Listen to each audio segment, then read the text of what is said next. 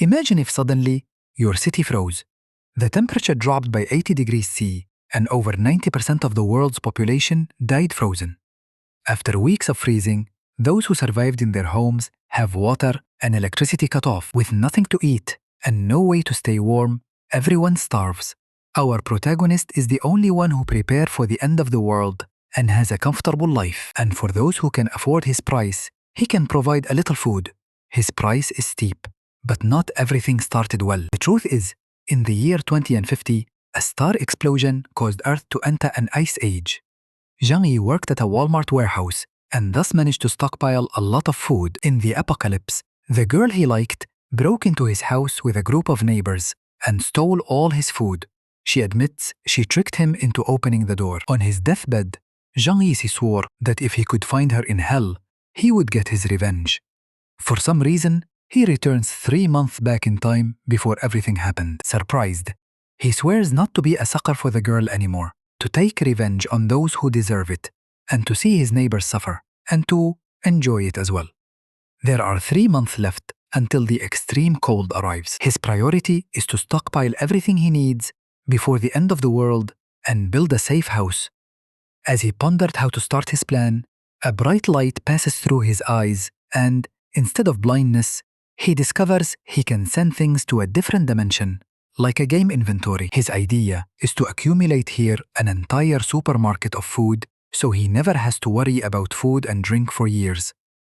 Thinking about all the good food he won't be able to eat in 3 months, Zhang Yi goes to a luxury restaurant to stuff himself, spends 50,000 Korean won, and puts it all on his credit card because in 3 months all his problems will be over. The girl Fang Yuqing, whom he had been in love with for years and never got anywhere with, and who betrayed him in his past life along with her friend, sees that he went to a luxury restaurant. Her friend says she's lucky because this loser does everything for her and he must be rich now. Fang Yuqing, in my last life, pretended to be innocent and virginal and in the end stole everything I had, even your arms. Right now, I want to kill that right here, but that would land me in jail. I have to wait until the end of the world to do something. Zhang Yi flashes his bank card and asks, "Do you want to go shopping at the supermarket?" He uses them both to carry everything and show that he now has money, and they accept happily in hopes of making some profit. They ask, "Why so much food?" And the protagonist says, "You never know when an apocalypse might happen, and it's good to be prepared." The two opportunists complain that he's not carrying anything, and that they're doing him a big favor. Now, Zhang Yi owes them a luxurious dinner, like the one he had before. Laughing coldly inside, Zhang Yi looks forward to the time when it's his turn to treat them very well. I'm looking forward to that too. At the market exit, his Aunt Lin with her grandson says, "You can't eat all of that alone. Give some to your aunt." After saying this, the 5-year-old grandson steals his shopping cart. Zhang Yi takes it back. "Sorry, I'll eat it all by myself." The child starts throwing a tantrum, cursing at Zhang Yi. "I'll punch your teeth out if you keep this up." The kid starts crying immediately. Aunt Lin asks what he's doing, an adult fighting with a child, and says she'll buy the chocolate. She'll transfer the money later. He shows his QR code and says not later, now his old lady. Pass it over now or go to the market to buy it. He leaves, leaving Aunt Lin angry. Arriving home, Fang Yuqing winked at him, and the two told him not to forget about them. I slammed the door in those bitches' faces. After sending the two away, Zhang Yi put all the purchased food in storage space to see if it spoils over time. He still has a lot to do, building an impenetrable fortress with heating devices and medical supplies. It would also be great if he could get some weapons. There are 3 months left until the Ice Age. By then, he has to sell everything he has as quickly as possible and get more. The next day, looking at the storage space, he checks the freshness of the food and discovers that living creatures cannot be stored, but the food remains as fresh as when he stored it. Knowing this, Zhang Yi picked up his phone and contacted the best local restaurant, ordering 500 full meals for delivery. He explained that he would be hosting a 3-day, 3-night feast, so he needed so much food. His next step was to find his property deed and go to the bank to mortgage his apartment. Considering that after the apocalypse, money would become worthless paper, Zhang Yi decided to take out a loan with his apartment as collateral. In 3 months, he would make the payment for this loan. The manager warned that the interest rate would be a bit high, but upon hearing this, Jean rubbed his hands together, indicating that it didn't matter if the interest rates were high. He got 9 million and would pay 30 million in 3 months or lose his house and car. Next, he went to the best security company.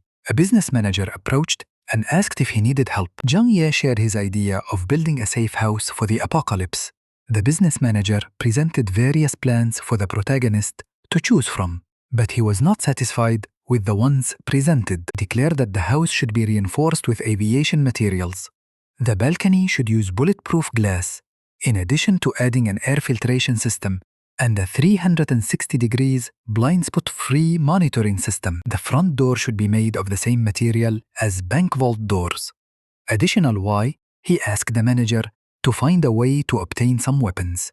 The business manager was surprised by these renovations and the need for weapons. He could get everything except the weapons. Jean concluded that this would turn the house into a fortress. The final plan cost 8 million, and after paying the deposit, he asked them to start the work immediately. Next, he needed to obtain some weapons for self-defense. He called at the owner of a hunting club and managed to get some crossbows as weapons. As soon as he returned home, the 500 full meals he ordered also arrived on several trucks. This caught the attention of many people in the neighborhood, as they were delivery trucks from a 5-star hotel, which would cost at least 1 million or so. After some time, Jiang's house was filled. Wasting no time, he put everything into storage space, basically why he wouldn't need to worry about food for years of his life. The next day, the security company workers came to start building the safe house. This scene attracted the attention of many neighbors who mocked Jiang, asking if he had taken the wrong medication. However, he didn't care because he believed that when the end came, they would find out who was the joke. Next, Jiang went to the manager of the company where he works and bought a portion of the medicine supplies, offering double the market price to have priority to buy everything, even what was already sold to other companies. Then, he transported these things home little by little. His recent stockpiling activities also caught the attention of Fang Yuqing, who asked if something was about to happen, mentioning that she had been thinking a lot about him recently. The protagonist didn't want to respond to Fang Yuqing's fake concern, leaving her angry. Jiang, the suck-up who used to do everything she asked, suddenly started ignoring her. His best friend simply laughed at the situation. She stated that if something big was happening, the country would definitely notify everyone. All she has to do is win over the nouveau riche Jiang, so they can benefit. After weeks, Jiang's safe house was successfully built. The company also installed surveillance systems on every floor of the building. Jiang was very pleased with the service. Now only one last batch of supplies was about to arrive. Several trucks of drinking water arrived successively. One of the delivery drivers was his Uncle Yu, who lives in his neighborhood. He seemed curious as to why his nephew ordered so many gallons of drinking water. In his past life, Uncle Yu was one of the few good people to Jiang, so he whispered to his uncle, "The weather this year is going to be very cold. You should stock up on supplies to prepare as soon as possible." Hearing this, Uncle Yu didn't want to believe, but upon seeing Jiang's serious face, he couldn't help but take it seriously. "Get back to work, you lazy bum." In the following weeks, Jiang spent his days spending his money, stocking up more and more supplies, and training with the bow and arrow every day. With only 3 days left until the extreme cold, the weather was already abnormal. The final moment arrived. Jiang, at his job where he is the stock supervisor, made tea and invited all his colleagues for a drink. After they drank, an hour later, they all passed out. After turning off the surveillance cameras, it's his time to calmly steal all the resources from the Walmart warehouse: fuel, food, and equipment. He quickly empties the warehouse. One of the boxes caught his attention: cold resistance equipment that had recently been purchased by the company. They could withstand temperatures of -100 degrees. To complete his perfect plan, Jiang also took a special sleeping tea and joined his colleagues. 2 hours later, he is awakened by his employee saying they are screwed. The warehouse was robbed. They took everything. Upon hearing this, He pretends to be surprised. How did all the warehouse products disappear? The manager calls him asking about the warehouse supplies theft. Knowing that the entire warehouse was emptied at once without leaving any clues, and even the cameras didn't see, the manager immediately accuses the supervisor of planning this crime with more people. Zhang Yi, nervously smiling, says he's not competent enough for that. Everyone is taken to the police station to give statements, but nothing is found out. How could they find out that the warehouse was teleported? After the interrogation, the police officer says not to leave the city under any circumstances, as everyone is a suspect. Maliciously, Zhang Yi says he won't even leave the house. This incident on December 10th made news in the city. No one can believe that tons of supplies disappear without a trace in less than 3 hours. It was also on this day that heavy snowfall began in the sky. Zhang Yi knew this was the beginning of the cold apocalypse. 3 days later at home, when the shockwave from a supernova explosion brings catastrophe to the entire planet, the temperature starts dropping rapidly overnight. Looking at the heavy snow through the window, Zhang Yi says that this time the story will be different. The people in the apartment owners group were nervous as it was the first time they had seen so much snow in the city. Observing everything in the building group, Zhang Yi knows that for many people, this was the first and also the last time they saw snow. In his past life, the heavy snowstorm lasted for 3 whole months, and the temperature kept dropping, causing many people who had not stocked up on food beforehand to freeze to death. On the second day of freezing weather, the heavy snow at the residential area entrance had already accumulated to a height of 1 meter. Even if people turned the heater to the maximum, they still trembled from the cold inside the house. However, Zhang Yi, who had prepared several pieces of heating equipment beforehand, was comfortably warm and comfortable.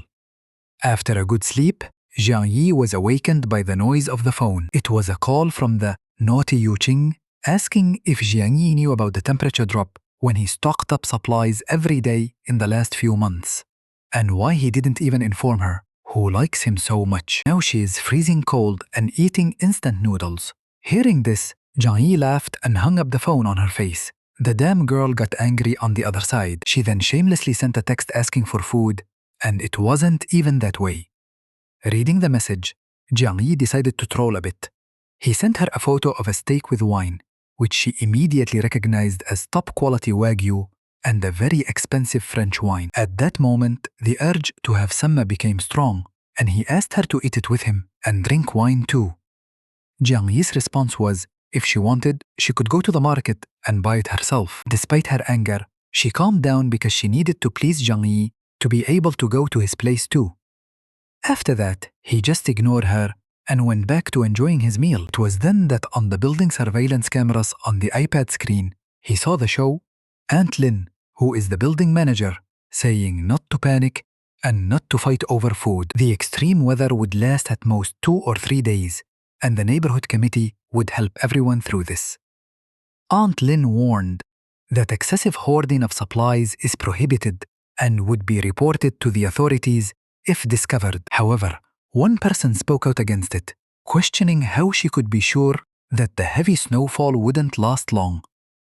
The surrounding residents also wanted to know, stating that if they didn't stock up on supplies now, Aunt Lin would be responsible if they ran out of food. Aunt Lin then stated that the neighborhood committee would take responsibility for this issue, then pointed to Zhang Yi to divert attention just to tell him not to cause trouble. He didn't care about the threats and went back to his super safe house.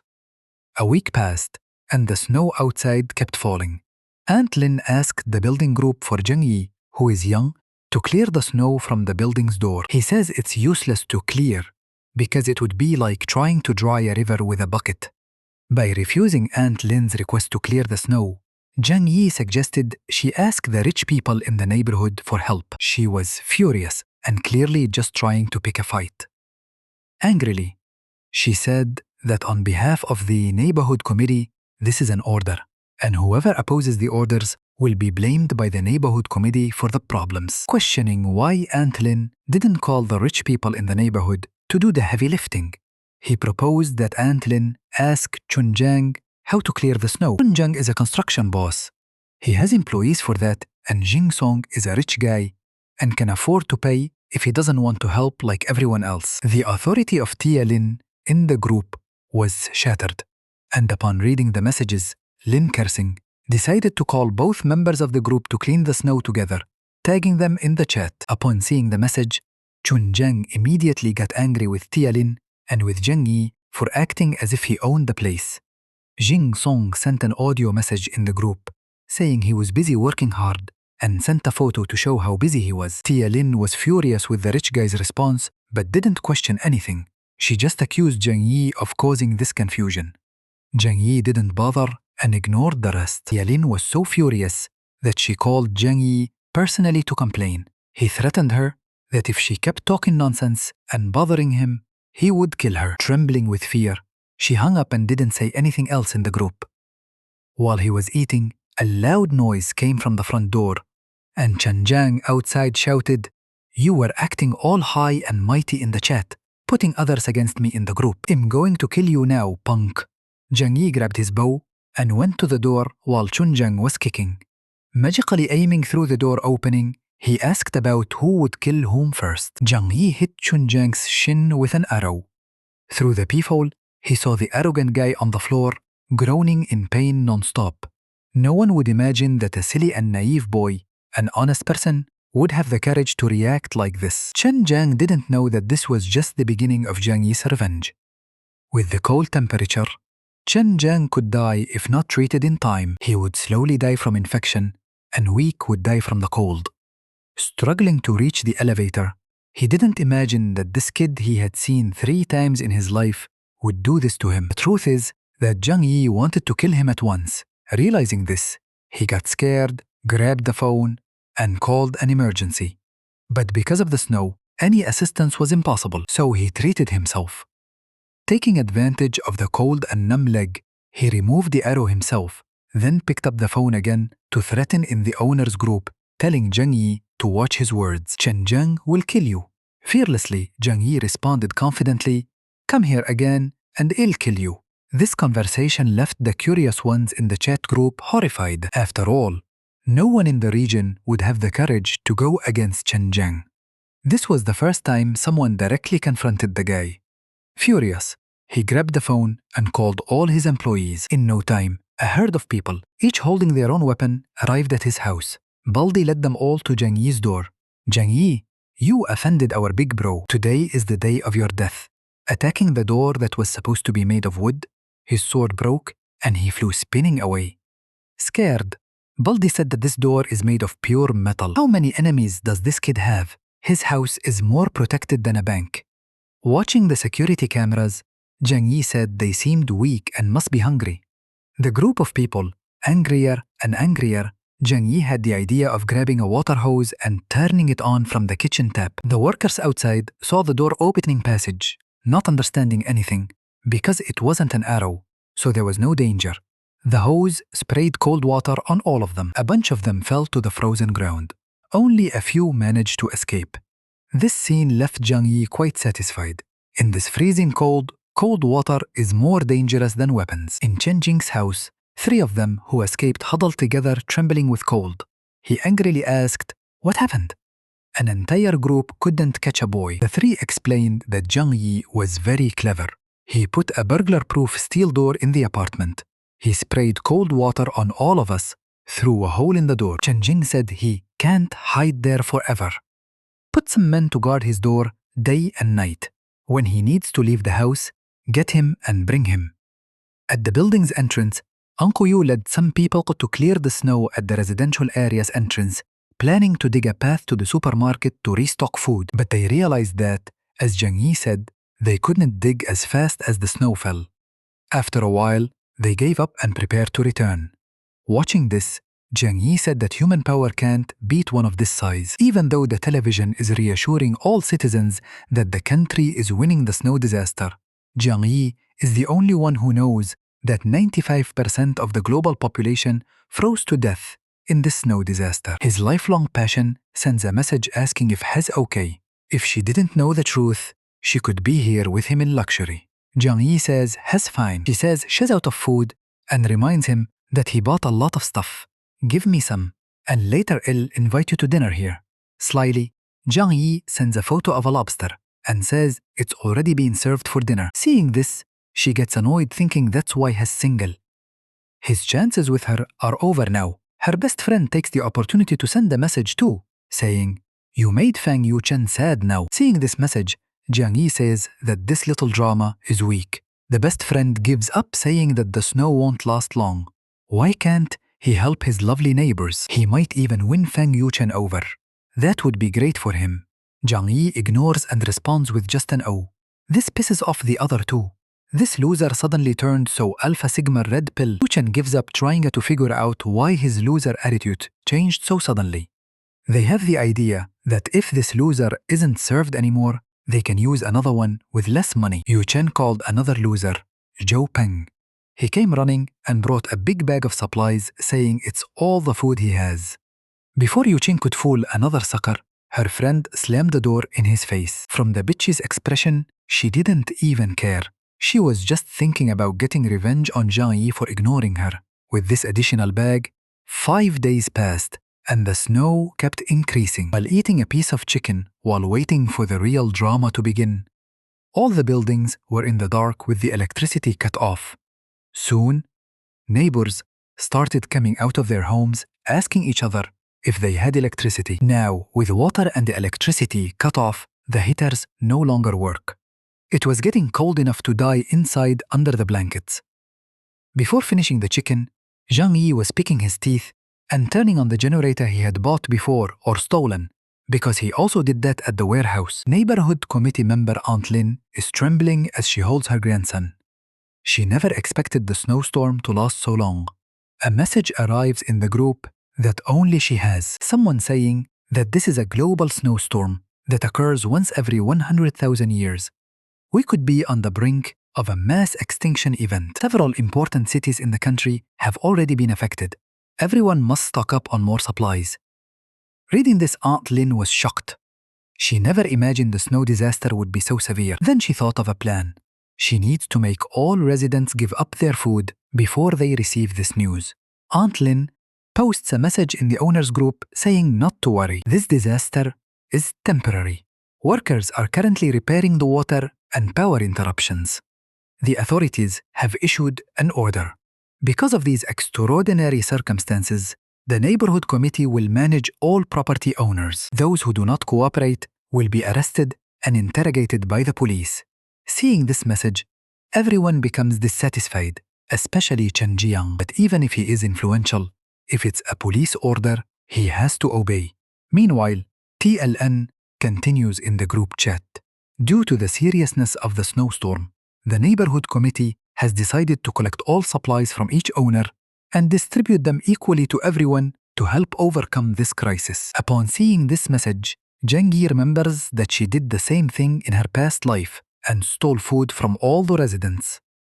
Tia Lin's mistake was sending a message privately to Zhang Yi saying, "My nephew, you work in the warehouse. I saw you last time buying 3 truckloads of stuff.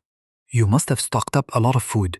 It's your turn to do your part." Zhang Yi, angry, immediately replies with an audio message, "You armed liar, guys." He says he ate too much and ran out of supplies at home. When she collects from the building, "Come share some with me." Hearing this audio made the old lady almost have a heart attack from anger. How could he have ruined everything so quickly? But realizing that she and her grandson are in dire straits and depend on Zhang Yi, the lady calms down and responds kindly. "This is an order from the organization. You have to obey. After the snow passes, I will report your good deeds to the organization." If Zhang Yi hadn't died the last time in his life, he would believed her. So he responds, picking his teeth, "Aunt, I'm not lying. I have nothing to eat at home and I'm hungry. How about you send me some instant noodles, please?" Upon hearing this, Tia Lin couldn't hold back and replied to Zhang Yi, "Refusing to surrender your supplies is the same as going against the organization. I will definitely report you all." Zhang Yi dismissed her and said she was nothing. This made Tia Lin so nervous that she slammed her phone against the wall, furious with Zhang Yi just like her. After not getting any advantage, Tia Lin focused on the other owners. If she could deceive some of them, it would be enough. 2 days later, with Tia Lin lying, Several owners sent their supplies to the old lady's house. Seeing this situation, Zhang Yi thought that everyone was stupid believing in someone in this post-apocalyptic world. After so long, the whole world must be in chaos. Not enough food. People could only wait to starve to death or hunt for food. Many owners began tagging Tialin in the chat, asking about the supplies that were supposed to be distributed equally. Many of us have no food at home. I want food or I'll eat you, Tialin. The crooked trustee responded to the demands mocking, "You idiots. These supplies were obtained through my hard work. Why should I give them away?" At that moment, her phone rang, and seeing that it was Chen Jiang, she began to sweat cold. "What do you want with an old lady?" Chen Jiang said coldly. "Tialin, you really tricked and took everyone's supplies to your house." She pretended to be innocent, saying it was the arrangement of the community committee and that she was just doing her duty. Chen Jiang then said that this is perfect. 10 of them are waiting for her to distribute the supplies. Hearing this, Tialin tried to argue, saying, "These supplies have not been sorted yet. Some owners have not yet handed in their supplies, so we cannot start distributing them yet. So, all right." Chen Jiang, along with his starving companions, stormed her house. There is no more law in this chaos, and he smacks the old lady in the face. Today, he will be the justice. Meanwhile, Zhang Yi watched everything on the surveillance cameras, calmly eating a sausage. He also had the idea to record the action at Tialin's house and share it in the building group chat. Seeing that they were going to take all the food and leave nothing behind, she tried to stop Chen Jiang. "Some of the supplies here are the ones I personally stocked. Without these supplies, how will she and her grandson survive?" Chen Jiang said, "Fuck it," and kicked the old lady. The grandson, in shock, grabbed a bread knife to defend his grandmother, and he stabbed the guy's dick. After feeling the pain, the worker kicked the boy in the chest, while others laughed at him. Chen Jiang didn't show concern for this, and even said that this is what she deserves for deceiving us. "We are just delivering justice." Through the residents group watching everything, they also applauded and enjoyed it. "You old liar, that's how you deal with scammers." They thanked Chen Jiang. Seeing these messages, Zhang Yi said that these idiots don't understand the real problem. Today, Chen Jiang invaded old lady Lin's house. Tomorrow, he may invade yours. But since all of this doesn't represent a risk for Zhang Yi, he says he doesn't care. His steel door will never fall to these guys. After a while, Tialin was asking for help in the residents group. "Does anyone have hemostatic drugs, wound medicine, and antibiotics? My grandson was shot by Chen Jiang. Dr. Xiaohu urgently needs these medicines for the grandson's surgery." Upon hearing this, Zhang Yi's eyes widened. Dr. Xiaohu was a kind doctor in his past life. Here we see why his eyes are turned in different directions. Tialin made an appeal for medicine, promising gratitude to anyone willing to provide it. But all she received was a lull from the residents. No one wanted to believe or help. Zhang Yi, seeing this, just thought it must be karma. Outside, the snowstorm lasted for over a week, paralyzing practically everything with snow, covering the entire ground floor. Even if the boy was saved by the doctor, would he live without food? Many people have heard from the news that this was a global snowstorm that occurs once every 100,000 years. The whole world was almost buried in the snowstorm. In some northern cities, the temperature dropped to less than 100 degrees Celsius. Many residents who tried to evacuate to the south ended up freezing to death on the way. In the residents group, Tialin started asking for help again. "My dear grandson has been hungry for 2 days. Has just a child. Are you going to sit there and watch him die?" She was willing to pay for the supplies. Seeing this, the residents started selling packs of instant noodles for $2,000. And then they helped her grandson. Zhang Yi, as always, watching everything, found it amusing. People don't understand the apocalypse in front of them. Soon, they will have to eat money. As a rich person and knowledgeable about things, Xingzhong started buying food from everyone who sold it for a lot of money. He knew very well that you can't eat money in this apocalyptic world. A single mother made an appeal for help in the group as well. Her daughter was about to starve to death, and she hoped everyone could help her. Zhang Yi says that this woman in his past life, with her daughter, survived for a long time. So it's all good. It had been 10 days since the freezing. Zhang Yi, as always, was at home enjoying the comfort At this moment, the phone rang. Seeing who it was, he chuckled. He opened the video call and said they seemed thinner. So, are they eating well? The sight of the chicken made both of them drool instantly, and they asked why he still has so much food at home, and with this cold, why is he sweating? Mockingly, he says he has a fireplace at home. It's very warm, and he jokes that he's even thinking of going for a run outside to get some fresh air. Yuqing drooling over Jiang, saying, "He's amazing," asked to take a bath inside with him. Without thinking twice, he rejected the invitation and even made a joke. The girl instantly became angry at Jiang's words. It's okay if you don't want to help, but mocking them is not cool. So, is that how it is? You still think I'm a loser? Jiang asked. If you want food, go find your rich boy. And he hung up the call. On the other end, Yuqing got so pissed off that she threw her phone on the ground. Her loser wasn't a loser anymore. Her best friend still praised Jiang. This guy is awesome. It's her loss for not enjoying the stuff at his place right now. He's better than the rich boys they used to hang out with. The two ended up in a fist fight because the girl would not accept being called dumb. Meanwhile, the government stopped hiding the news of the snow disaster and issued a TV announcement. To meet everyone's electricity needs, power supply would only be available at night, and even then, the voltage would be sufficient only for low-power devices. Currently, all major power plants are shut down, and electricity is scarce. Everyone should use only their cell phones and a lamp or two. No electric showers. Everyone now knows that the ice disaster has no end date. After fighting for 10 minutes without losing their friendship, Yuqing and her friend decided to be more direct. Yuqing picked up the phone and called the loser, Zhou Peng, telling a story about how Jiang Yi wanted to tarnish his purity just because he had food. Zhou Peng, pissed off upon hearing this, said Jiang Yi was a scumbag and needed to be taken down. Seeing that Zhou Peng was furious, Yuqing went further and misled the loser into going to rob Jiang Yi's house now. In no time, the three of them were at his door, each with a kitchen knife hidden knocking. Watching everything through the cameras, Jiang Yi saw the ultimate loser and knew none of them had any idea about the cameras. They knocked and asked to exchange the medicine they had for food. Angry at their attempt to trick him, Jiang Yi decided to be aggressive, grabbing the hose to spray water on them and end the problems.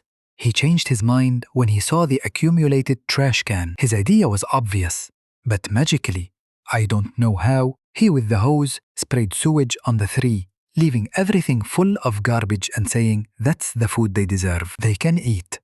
Zhou Peng, furious, struck the door, but didn't scratch it. His hand was hurt. Laughing it off, Jiang Yi said through the speaker that the door is made of steel and they can't open it. After a while, Jiang Yi gave up on them and went to sleep. However, he suddenly woke up to the sound of a gunshot, even though he knew that sooner or later the law of the jungle would be put into practice. The sudden shot still startled him. Checking the surveillance camera images on the tablet, he realized that Chen Jiang and his employees were going from house to house stealing supplies. Many met the same fate he had in his past life during the apocalypse. He even sent photos of what he could do to the building groups and claimed that he now controlled all the buildings. Watching the situation through the surveillance cameras, a new group was formed where several residents denounced Chen Jiang's actions in the chat, stating the need to go against him soon. Jiang Yi was also added to the group and read the messages, having fun with it all. A retired veteran proposed leading an attack against Chen Jiang, receiving support. The veteran uncle suggested that they needed young volunteers to ensure security and weapons. A woman in the chat immediately sent an audio asking, Aunt Lin stole from them the other day. Can we trust Uncle and give him weapons? This divided the residents into two groups, with half wanting to go after Chen Jiang and the others just not trusting Uncle. Watching the discussion in the group chat, eating something sometimes, and watching through the cameras as Chen Jiang stole more and more houses, Jiang Yi decided he should do something to take this guy down, because anyone who goes against him will just end up taking a bullet to the head. That's not fair to everyone. The next morning, a resident who opposed helping the veteran go after Chen Jiang called for help in the residents' group. Her door was being forced open and she would be next. It didn't take long before she was dragged out, and what had to happen happened. Yuqing and her friends, nervous, realized they needed a plan to be the next ones to be broken into. The girl's idea was to spread the news that Jiang Yi had a stockpile of supplies and gather everyone to join forces to take over his house. They added him to the new group so he would know. But Jiang Yi didn't care and said it's okay. They argued that he should join forces with the four to protect themselves from Zhang. Jiang Yi's response was simply to leave the group. This change in Jiang Yi's attitude left Yuqing and the others astounded. How could this loser from just 3 months ago now be so firm? They began discussing how to break into Jiang Yi's house and steal his fortress. The smart glasses guy says to open the door. His friend here knows how to pick locks. They decided to try to break the lock and placed umbrellas so they wouldn't get showered with water or garbage again. Jiang Yi, watching through the surveillance cameras, activated the high-voltage defense feature. The clever lockpicker had just admitted that this lock couldn't be opened. The kid practically exploded in shock and died. Seeing this, Jiang Yi felt no remorse for killing these guys.